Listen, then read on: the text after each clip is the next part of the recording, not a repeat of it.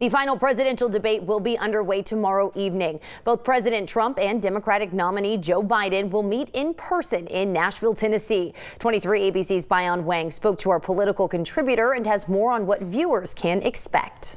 Well, Jessica, our 23 ABC political contributor Alan Bowler believes that Thursday's debate is going to be a lot more subdued compared to the first one. And as you could remember, what was supposed to be the second presidential debate was canceled when President Trump did not agree to a virtual setup. So really, with less than 2 weeks left until Election Day, this is going to be the last chance on Thursday for both candidates to make their case to undecided voters in America.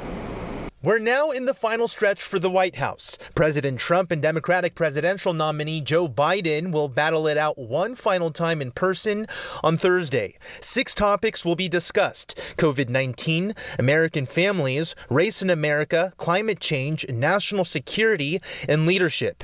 Biden will be heading into the debate, leading the polls. He's ahead in the polls. Poll averages have him up something like 10, maybe even 11 points.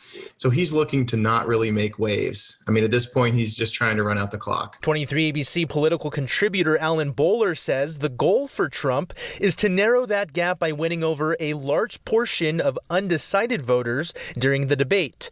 Part of the strategy: less interruptions. Are you in favor of law and order? Go ahead. You asked a question, let him finish. I think the president's advisors are telling him that he needs to not to interrupt as much, and he needs to kind of let Joe Biden speak. And I think their hope is going to be that letting him speak uninterrupted will actually make the president look better and the vice president look worse. Some of the possible interruptions will be out of the candidates' hands, as the Commission on Presidential Debates announced the candidates' microphones will be muted during portions of the debate. When Trump got wind of the news, he didn't take it kindly, calling it unfair. But Bowler says this may be a blessing in disguise for the Trump campaign. I think there's people who think it would favor Joe Biden.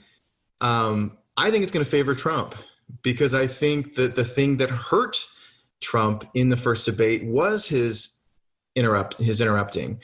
I think that the reason that people are saying that Biden did so well is not necessarily because Biden did so well, it's because Trump did so poorly. On that note, Thursday's debate stage will offer Trump an opportunity to redeem any mishaps from the first debate. Bowler says Trump must underscore his strong suits with the American people, the economy being one of them. Biden is likely to highlight one of the common themes in his campaign, pointing the finger at the current administration's handling of the coronavirus. While the debate is expected to be less intense than the first, Bowler says he wouldn't be surprised if Trump tries to pressure Biden to answer whether he would pack the Supreme Court with additional justices should Amy Coney Barrett be confirmed as a justice to the court. I would expect Trump to press him on that, to make it uncomfortable for him, to say this guy is not wanting to play it straight with the American people.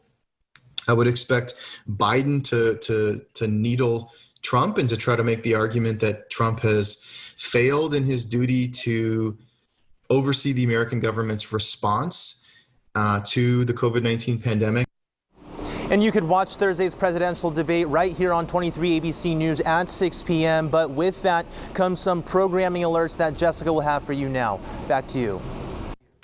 And as he mentioned, with the debate tomorrow, we do have some changes to our programming. The final presidential debate is slated for tomorrow night. We'll bring that to you right here on 23 ABC. Coverage starts at 5 p.m. and that means we will not have a 5, 6, or 7 p.m. newscast on the air. You can watch our 5 p.m. digital newscast on our social media platforms, and we're scheduled for a special edition newscast back on the air at 9 p.m. following Shark Tank.